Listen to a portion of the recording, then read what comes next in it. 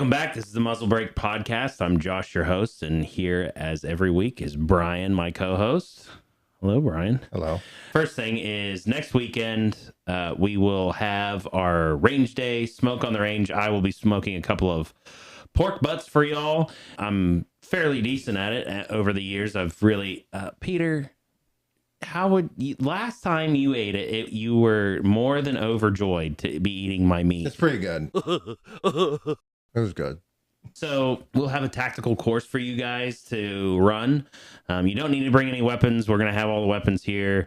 Our instructors will all be here. Brian will be here. He's one of my instructors too. And Sonny and Evan. And we're just going to have a good time just being out in the range and playing a few games, giving away some prizes. We'll just be a meet and greet time for you guys to just come out, see the range. If you haven't been out to see the new range that we put in last year, come on out and join us. It's a $25 covered charge that gets you entered into the raffles that we're going to have, and that gets you entered and get you some, free food, essentially. You don't have to bring ammo. You don't have to bring guns. You just show up, run the little course that we have, talk to our instructors, meet them, sign up for classes that we've got going on for the rest of the year. It'll be a great time just to meet everybody and check the shop out if you haven't been here before. There is a link on our website, griffinarms.net, or if you just want to support the cause. We took a break last week. It's planting season, and I had to get a lot of stuff done, and some people were sick, and I think Peter... Peter had to go golf. Did you actually golf, Peter? No, I didn't. You drank beer on the cart. Yes, that's what I did. You're good at that. How many beers did you drink on the cart? 4. And did you have any problems navigating the golf course with 4 beers on deck? I caddied. You caddied for him? Son. Yeah. Yeah, you gave him some moral support. 18? No. Was it just you, or was it your son and a friend, or what? Just my son and I. We'd always go every Friday after work. Yeah. Oh, okay. Yeah. So he's mad that you're doing the podcast now. Is that what the deal is? No. But Andrew, your father is being used appropriately here. I'm sorry that I'm taking away your childhood. Andrew's 20, what? 28? 20, 21. Okay. No, he's not 21. He's 20. Oh, okay. Yeah. So, anyways, thank you, Andrew, for letting us borrow your dad. Okay. So yeah, we took a break last week. Appreciate you guys coming back. The last episode we had KJ. She's going to be our next instructor here in July. Really excited for her. Go back and watch that podcast if you haven't already. She's got a lot of good information. She's going to do a great job when she comes out here. So I'm really pumped up about that. And look at my farmer's tan on the screen. That looks awesome. Look at that. Look at the shades of. So I've been out on the tractor planting all this week. And that brings me kind of to my topic of discussion tonight, and that's homesteading. So I know a lot of people, especially in the 2A community, like to follow the homesteading movement, or loosely involved, or maybe they're totally involved, or varying degrees of involvement. And I think it's a really great movement that everybody should kind of be involved in. My wife and I are pretty heavily involved in homesteading. We're not into any homesteading communities necessarily, but we kind of build our own with the people that are around us, just trying to share information and give information, to people so that they're less dependent on the government or infrastructure or things like that. The question you should be asking yourself every day or every week is, how can I live more independently from maybe the society that's being built around me, just for the sake of if something goes wrong or something goes bad, or just not being a burden on our system that's already overburdened, and to have something to be able to produce to share with other people around you. I think it's a biblical thing, but I also think that it's a good moral thing for people to participate in. And we kind of started to have that conversation yesterday. You got one of your freaking teeth drilled on, and you said, I paid for this with eggs, I mean, you guys have found some use in doing some of the homesteading stuff. You're in more of an, urban, suburban type, you live in where your neighbors are very close to you, but still at the same time, you guys have this feeling that you like to be a little more independent. You could have some kind of food source to kind of tell me what you guys like to do. We got eggs. They don't just pop out of the ground though. Yeah, like chickens and like you've got some garden stuff like that you guys do. Well, actually, we just put I just put in 2 blackberry and 1 raspberry bush, so I'm kind of excited about that. Assuming that they won't be ready till next year, correct? You guys have? Yeah, it takes a couple of years for those to reach maturation. Sweet, did you? What kind of blackberries did you end up putting? Like seedless ones? Because that's the ones that we put in are seedless. Yeah, and they're awesome. Because like do you like blackberries with seeds in them, like blackberry pie? Some people make that, and I don't like that. I Raspberry. Put it in my yogurt. Yeah, you're a big yogurt fan, huh? I like yogurt. Yeah, throw yogurt. But like you guys have cows and like.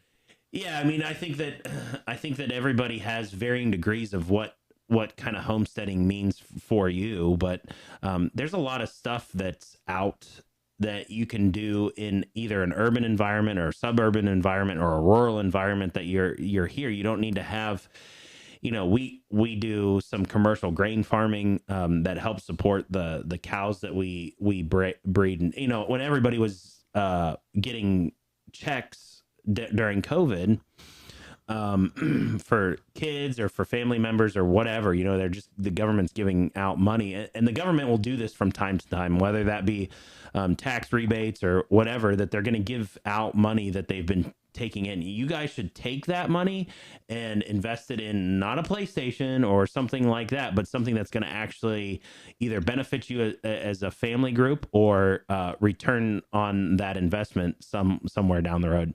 Buy something that's going to make you either more lethal or more independent from the government, in my estimation, or even society. Like I said, when the COVID stuff was going on, we had enough stored food that we were able to, eat some of that for a while the grocery stores were absolute madhouses and packed with people just being like completely silly and stupid. That's the kind of stuff that I'm into. Not necessarily that the world is going to end in a cataclysmic, event, or that we're going to get invaded or something like that.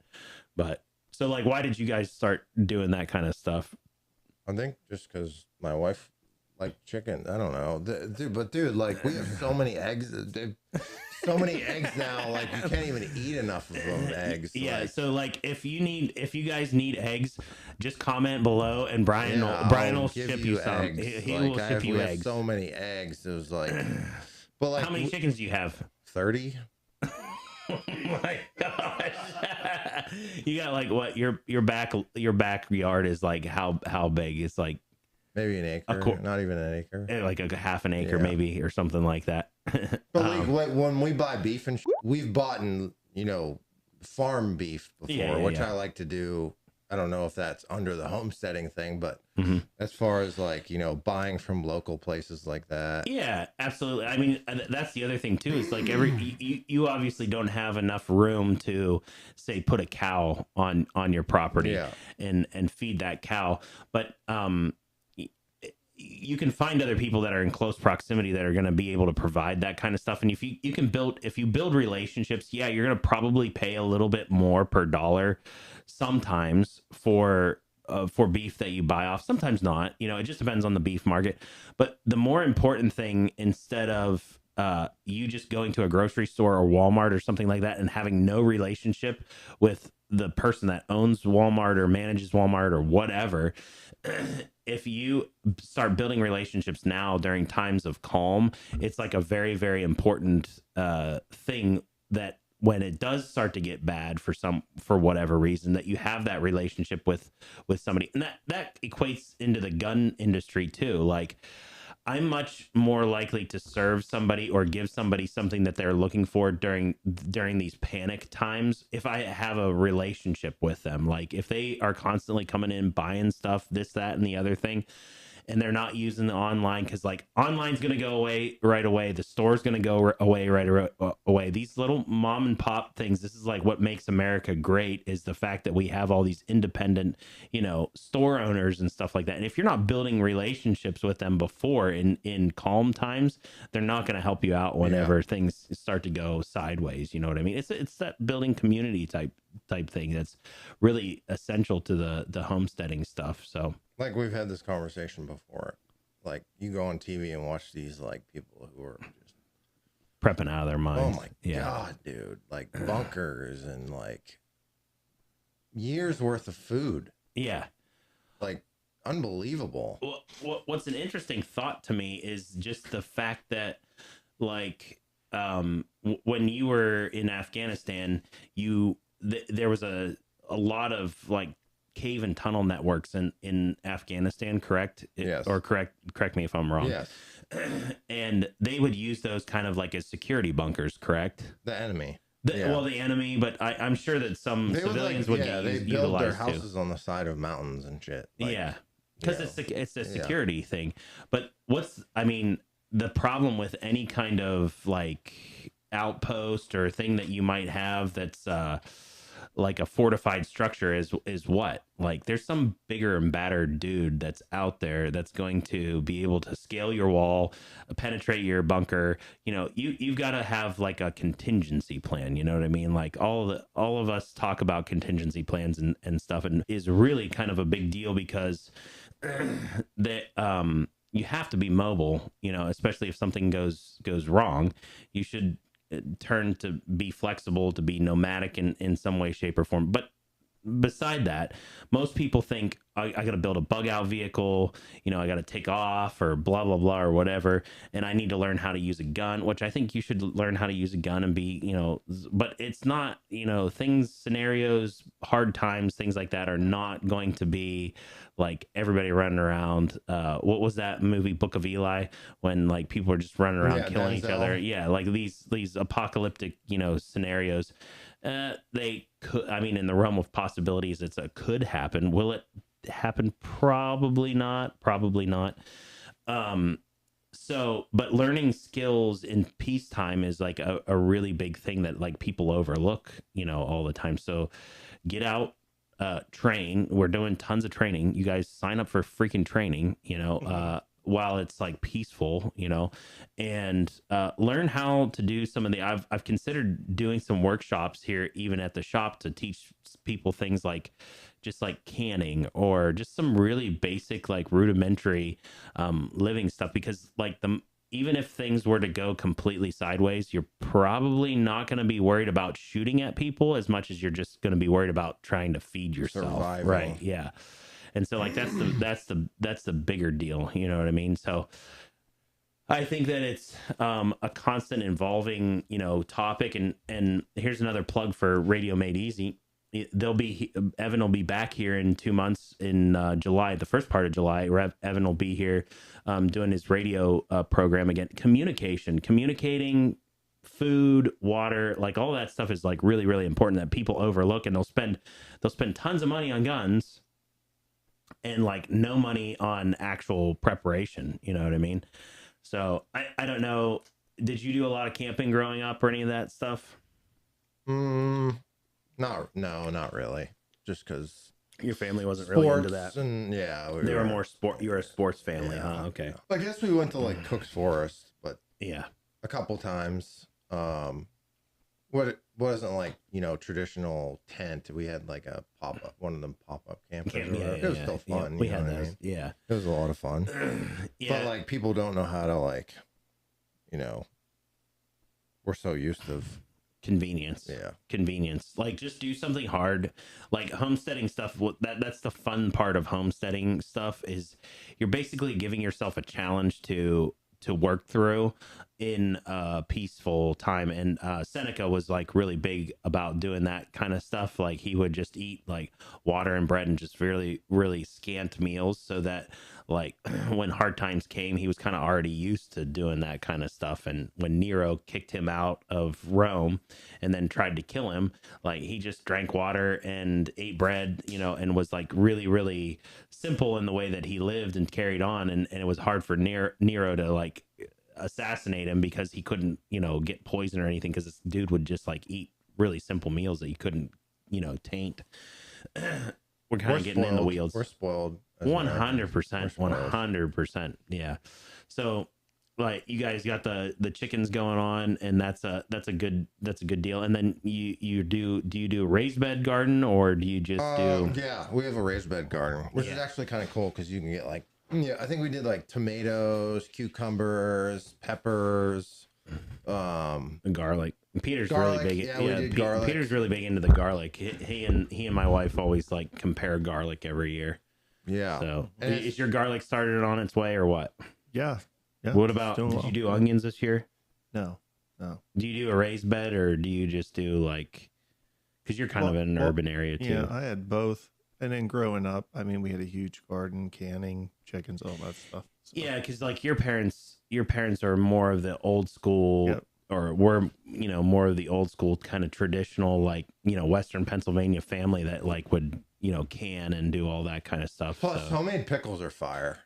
Like they are like, there's a huge difference. Like that's like that, and like my mother-in-law she like cans like these peppers in this like marinara. I don't know what it is, like tomato sauce. Dude, they're so good.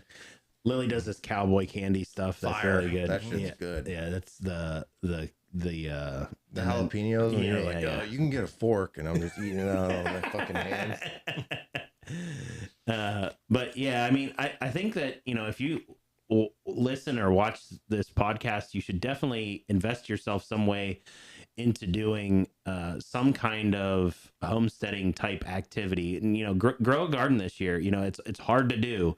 It's not something that where you just throw seeds in the ground and then it pops up. There's actually like some science and some thought that goes through that. And again, if it's peacetime or, you know, a normal, you know, type of year, like we've kind of got like, it's been slow in the shop, you know, people aren't panicked, you know, there's a lot of just like real calmness right now, and you should take advantage of those times to make yourself, you know, more dangerous, better equipped, or better buy one of them what are them things that we got, the garden, garden, the hydroponics thing. How's yours going? Good. Is it growing? Tomatoes going. Yeah, do you? Yeah. Yeah, so you can get these things, like even if you're listening to this podcast and you live in a little apartment, you can go on and get one of those garden units, and you can watch the hydroponic stuff grow, you know, right before you, and that takes like very minimal effort. They have it down to a science that they basically, you know, show you how to, but it's at least something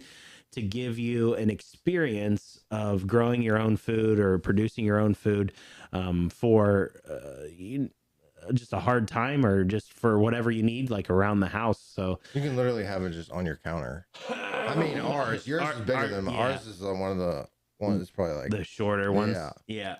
Ours is pretty big, and it takes up a corner of the house, but still, that's like, you can put that in an apartment if you wanted to. So I think it's a really good thing. And it, like, if you're in an urban environment too, and you live in like either row houses or some type of apartment, you could do a box garden on your windowsill, or you can put a cage on your windowsill for rabbits. Like, you can raise rabbits, and they're really easy to kill. Yeah. you know, your neighbors won't even know. You just literally like, and their heads are separated from their bodies like instantly. I've eaten rabbit. Do you guys slaughter your chickens, or do you just eat? No. She won't. They're kill like anything. pets, huh? Yeah. Yeah, we had this cow that tried to die, and my wife pulled it out of the mud, and I gave it some mouth to mouth, and we put it in the bathtub, and and washed it all up, and now it's like fastly becoming the family pet. Like it thinks that it's part of the family. It ran in the house today. Really? Yeah, it was, the dog was out running around, and the dog ran into the house, and the cow followed it, and How far did it get in the house? it was into the kitchen, slipping around on the snap flooring. It was all like, how big will it get? That thing will only get to be like 400 or 500 pounds. They're like a third the size of what a normal cow is. A normal cow is like 1,500 to 2,000. And they hover around. Would you let it come in the house? Hell no, dude. You imagine that thing taking a shit on your sofa? Holy cow. You know what I mean? Yeah. Yeah. You can clean that up, have the kids out there. Ooh. Can't potty train a cow, man. Yeah. My wife loves it though. It's like it's shortly becoming like a family pet, and I'm like, oh, I think we need to eat it sometime. So but and that's the other thing too, is like if you have kids, giving them the experience of not packaged food, or like having them to watch something die in order for you to be fed, is like a huge learning experience. There would be like far less vegetarians on the planet if they lived on a farm and understood life cycles and understood ecosystems and things like that. Most people just it makes them feel good to be a vegetarian, like in their mind, right? But really, to be a vegetarian, and I'm coming from a farming background, understanding how, you know, all this vegan vegetarian food is made, you know, non-GMO, blah blah blah bullshit, all this stuff. The process that it takes to produce food like that, you have to kill tons of ecology to make that food happen. You have to kill animals that are trying to eat it, bugs, you know, birds, all that kind of stuff needs to be eliminated. Like those Beyond Burgers or whatever. Yeah. Like all that meatless stuff, you know, like that stuff's for the birds. You're literally being the epitome of selfish whenever you decide to partake. And a lot of people are gonna, if anybody hears this and doesn't like it, I don't care, I'm sorry, come fight me. You know, you're probably pretty weak as a vegetarian anyways. It'll probably break your bones. But you know, it's almost the epitome of selfishness to be vegan or vegetarian or something like that, because literally you're saying, okay, I want the whole world to stop in its food production for the sake of what makes me feel good in my heart. Like, okay, that doesn't work. That's not how real life works, you know? So like kids getting raised or being raised on the farm or whatever, they get to experience death. They get to experience where food comes from. They understand that things have a purpose, and not that you don't have to be cruel to your animals as you're raising them for food. You want to give them the best life that they can have, but these things have a very short lifespan compared to even just human beings. Like I know that there are some animals that are, you know, on the earth and can live longer than human beings, but for the most part, you know, the animals that we would consider food type animals have a relatively short lifespan, and their quality of life whenever they age out becomes shitty really quickly. Like the animal kingdom is really brutal really quickly. So like if you don't want to see things suffer, if you like to see the baby deer and stuff like that, shoot and eat more of them. Really, I mean, that's what it basically comes down to, is like be a good steward of the place around you. Don't litter, don't cause any, you know, unneeded harm, but like eat a burger, you know what I mean? Because like that is a really easy way to produce a lot of food for a lot of people. You know, we basically ended world hunger. When was the last time that you saw a hunger like for Africa, like send these guys $1 a day? You know, like you don't see those commercials anymore. Why? Because there's plenty of food out there. We've just become so enriched in our own country that we can have like the audacity to basically say like, I'm a vegetarian, I'm a vegan, blah blah blah. Like, yeah, well, most people don't have that luxury to just choose to live austere in that way. So it's an interesting thought, you know, as far as we're talking about this whole homesteading thing. So what other things do you see in your life like this year wanting to improve, and just having, you know, the the option, I guess, or the availability of something in your life to make it more independent or less dependent on the convenience that we've kind of built. I know this is kind of on the fly. We don't ever, like, for people's context, we don't ever hash out our conversations that we're having. You know, this is, you're listening to us in real time. Just have conversations. I think that it's not so much that. I think I've completely well, I try to, and like I will not go to Walmart anymore and buy like their brand of meat ever. Why is that? Because I think it's full of shit. I think it's full of like bad stuff. Maybe not. That fucking packaged Walmart shit. Of what? Hamburger. Of hamburger? That shit's full of bad shit.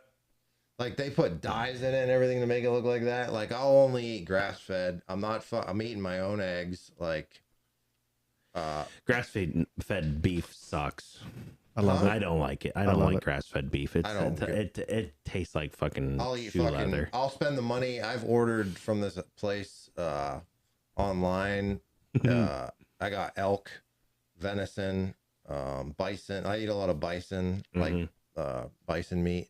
And then luckily my mother-in-law lives out in the middle of nowhere and there's like an Amish stand, but they have like, you know, you've probably been to one. They got every fucking vegetable known to man out there, and they're not spraying it with that chemicals and shit that we don't get to see what's being put on the fruit and vegetables that you're buying at the grocery store. So here, I'll take issue with that just because, like, again, because I work part-time. This is just something I do for fun, is the commercial farming stuff.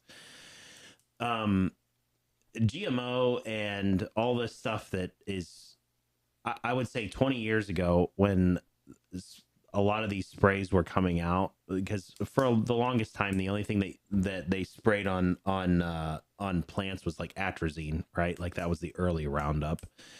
And Roundup in itself is just a complex salt product that they've, you know, basically concentrated salt down to kill weeds, right? Okay.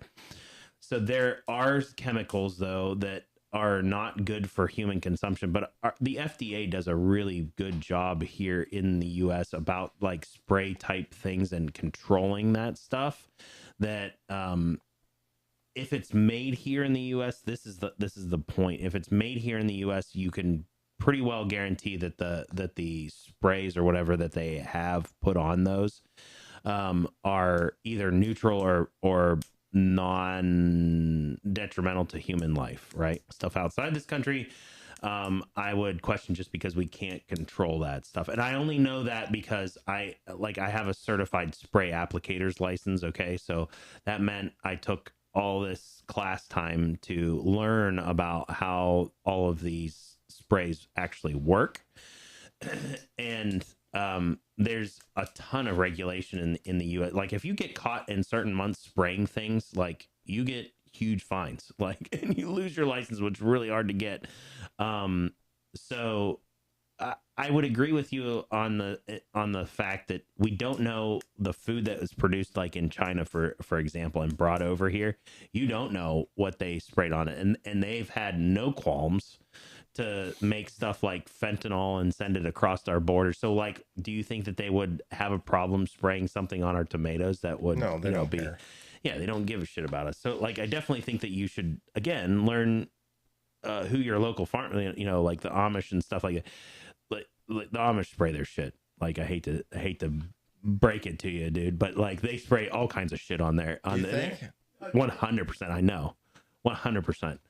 So, but like you go to the fucking store and like a normal blueberry is not a jumbo blueberry. Yeah, so like there's been a lot of stuff done with like genetics, like in the last few years, that do make plants. And you know, Peter can talk about this too, because Peter has a background in horticulture. There's a lot of genetic stuff that goes on. There are some genetic things that are like rather questionable, but for the most part, most of it's okay.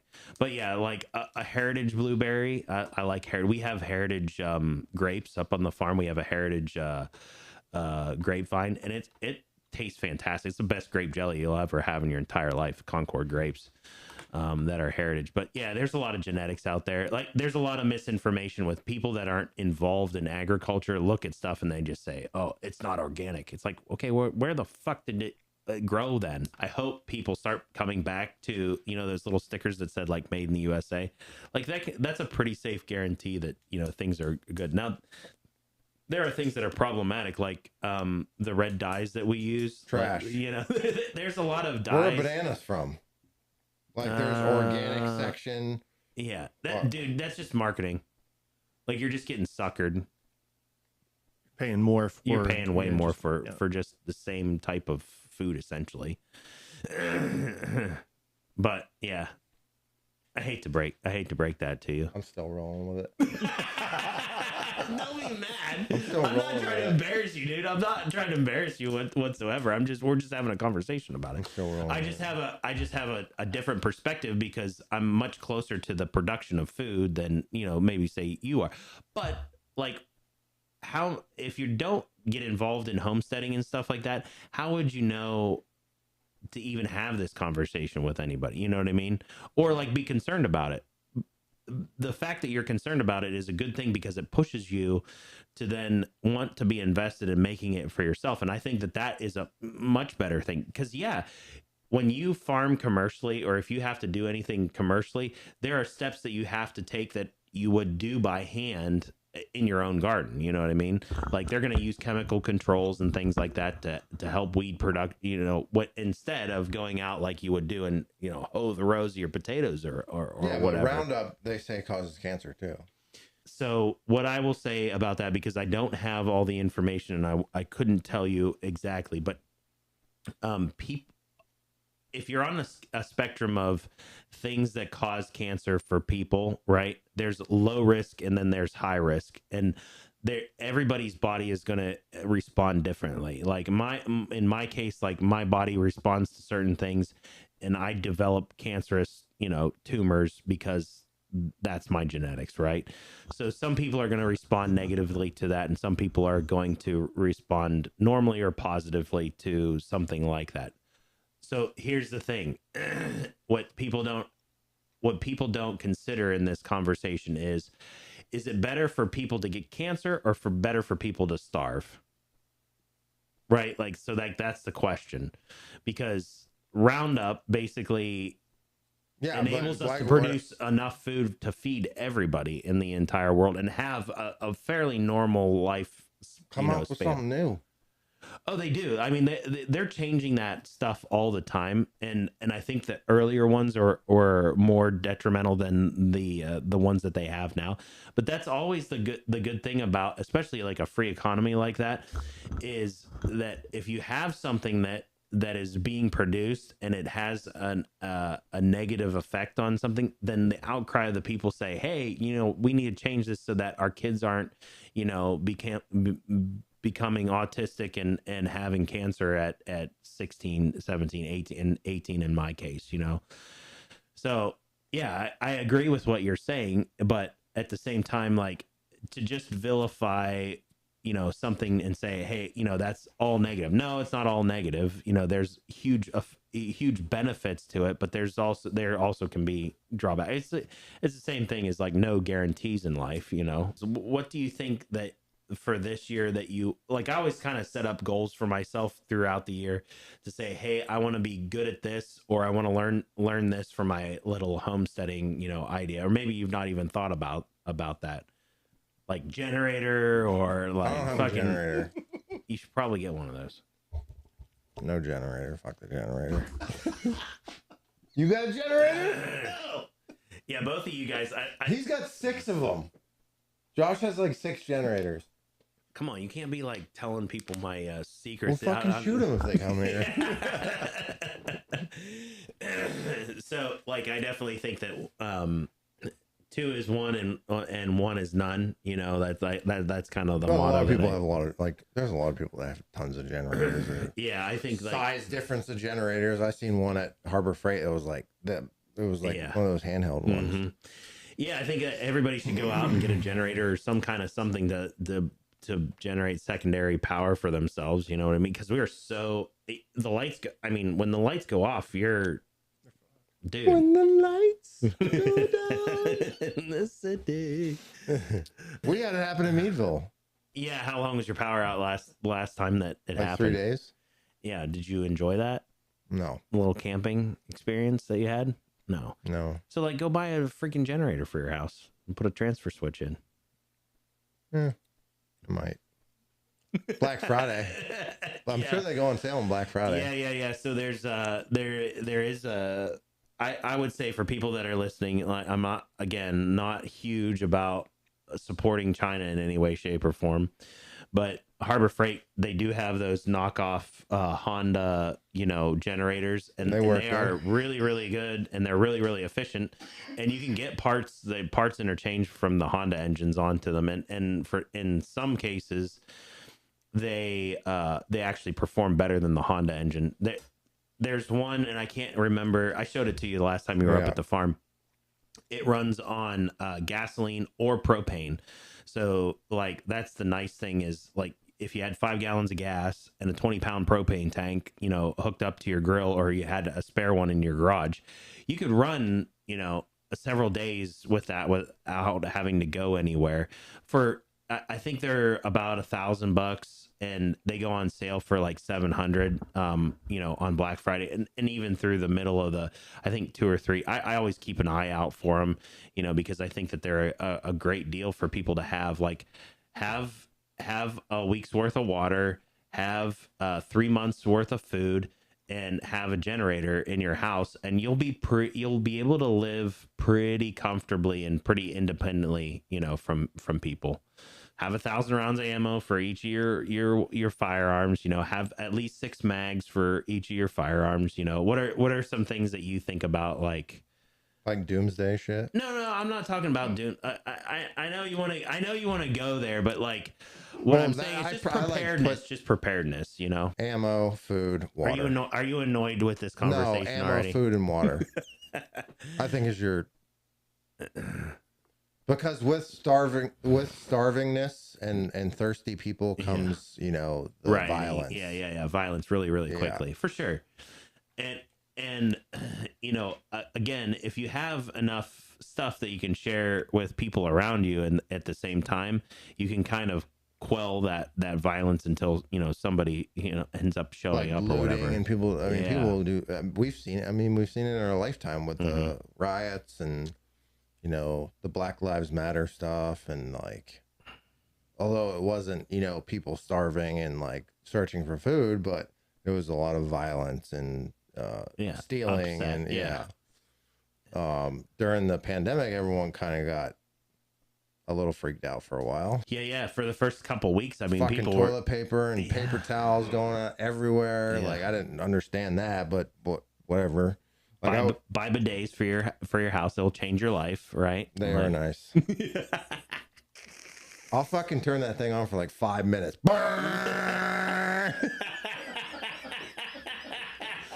Dude, it feels so good. It's like a super soaker squirting your ass. At first, I was like, I never fucking use a bidet. That's what everybody says when they first show up here. In the shop is, one is, do you have a toilet? No. Like, I tell all my customers no, because like you just need one guy in sweatpants that hasn't eaten an apple or any kind of fiber or fruit for the last 13 years of his life. Comes in here, he buys a Taurus G2, and he just absolutely plucks the shit out of the shitter up, and then you're just trying to snake this thing out. Peter, you shit every time you come here. Yeah. Peter, do you use the bidet? No, I don't. Why? Really? Dude, I'm telling you. You're such a savage, dude. I melt a candy bar on your countertop. Okay, boys and girls that are still listening at this point, go melt a Snickers bar onto your countertop and take a dry paper towel and wipe that up and see how that's your ass. Just take a shower. Good. You don't need to take a shower every time you go poop, dude. I'm just saying, you try it out, Peter. It will change your life. I heard they're great. Yeah. Well, try it out. You're here all the time. We've got a bidet, so just go in there and shoot it up my ass. I won't even poop. You see that's you laugh, but like, say it was hot out and we were doing landscaping and shit. Cold water? Yeah, dude. Yeah. What do you? And you like have swamp ass or whatever. Boom, yeah. done. half a man shower. You can probably get them on Amazon. Yeah, that's where I buy them. I buy them on Amazon. They're like $20. They're like pretty cheap. Is that where you got yours for your house? Just on Amazon? I don't have one. You don't have one at your house? Just here. They're like $20. Yeah, I mean, I don't. Oh, I want to. Well, just put it on there. Get the one for the feminine wash too. Be nice to your lady. They got a little switch to like get a little. They're probably everywhere in Europe. Yeah, I mean, that's kind of where it originated, but they use like a separate system, or like they'll have it like hanging on the wall and you gotta, don't they have like a separate shower. They have a separate seat and everything. Well, some countries do, but some countries they're it's just like on the wall. So I actually think the ones that like are toilet mounted is something that came out of like Japan, because they're all about those super Japanese toilets. Have you seen those where they like heat the seat? Oh yeah, heated seats. Oh, they're heated. Dude, the worst toilet known to man is like your grandma's toilet where it had the squishy fucking. Those were the worst. Oh my god, dude! Especially like when you got out of the pool or like you're wet and you gotta go shit on it. Oh god, those are the fucking worst.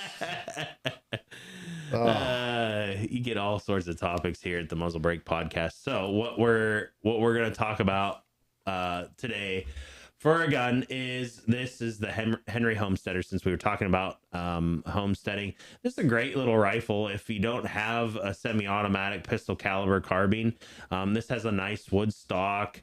It's really convenient and light. This would be nice, something nice to just throw in the truck. It takes Glock mags. It also takes Henry's proprietary mags. It comes with both change. I like the fact that you've got your safety selector is up here, and it's ambidextrous too, which is nice, especially if you're like somebody like Brian that's evil-handed. I don't like the bolt release. It's not my favorite, or the mag release. Neither of those things are like very nice in my estimation, but they kind of made this to be more appealing to the FUD. But I think it's got a lot of great potential, especially like with the threaded barrel. It's fairly lightweight, and it's just really, really like a handy little, carbine or it's whatever. Got like a little Tommy gun-esque to it. Yeah, like with the forend and all that. But like that's something that's, just really kind of, I don't know, it just feels good, it just feels good in your traditional style rifle. It feels good in your hand, I think. So you could essentially get like a giant mag. Yeah, you can get like a drum mag for it, if you really needed to protect it. And it's threaded barrel, so you could put a suppressor on it. It's tapped on the top there, so you could put a little little red dot or scope on it if you wanted to. I mean, 9mm plus P out of a 16-inch barrel is 357 Magnum. I mean, it really would be a nasty little protection, gun. Be nice to throw in the back, or just into your backpack or whatever. It's a nice little rifle. So the Henry Homesteader, I could definitely see that being a go-to for a lot of people, because the whole family could use that. It's really kind of nice in the way that it's set up. Does Henry do is most of their stuff like old school esque? Yeah. So like that's based on like the Ruger Camp carbines that they had back in the 70s and whatnot. So, but it's all innovation. I think it's cool. You got any thoughts on it other than that? No, I like it. Yeah, I think it's I feel like everything's going to like, oh, this can interchange with Glock mags. This can interchange with, And as it should, because like the Glock mags, there's a million gazillion Glock mags that hang out all over the place. You got any thoughts on that, old Peter? In the urban area, we'd like to use, the suppressed. It's a lot quieter, but we talked about the 22s. I haven't shot it. No. What about new Pope too? We got a new Pope. We must have killed him. He must have been listening to the Muzzle Break podcast, and we were like all talking about him, and then he you don't like him? You don't like him yet? Do you like him or don't you? Well, just on social media, he's pretty liberal, isn't he? Well, he's pissing off some of the lefties. He's staying true to canon law. You think so? I hope so. Well, what's canon law? The canon of the scriptural, or the canon of the church, either one, right? I just thought it was, the scripture catechism of the Catholic Church. Yeah. Scripture, yeah. Is he young? Is he a lot? He's a lot younger than, So they finally got it right. They're like, let's. Yeah, but he's not that young. He's like 74 or something like it. No, I thought he was in his late 60s. I thought. Like they said yeah, I think maybe in his late 60s. Well, you don't have any other comment to that, Peter? No. No, Okay. I mean, yeah, I hope everyone should go and watch the Netflix thing that just come out about 9/11. What, the Bin Laden thing? Yeah, it's really good. Is it really good? Yeah, really good. All right, well, they interview all the CIA people and everything. It's really fucking good. Yeah. I'll probably go watch that tonight then, and also go watch Tom Segura's Bad Thoughts on there. Oh my god! Did you watch that? Dude, come on. I was like, what in the fuck? I love watching his podcast. His podcast is great with him and his wife, but like the one with the Garth Brooks character, that is the funniest. Like, he is seriously hilarious. So I gave you a couple of watch options this week. I hope you guys have a great week, and join us back here next week for the Muzzle Break podcast. Thanks, guys. See you guys.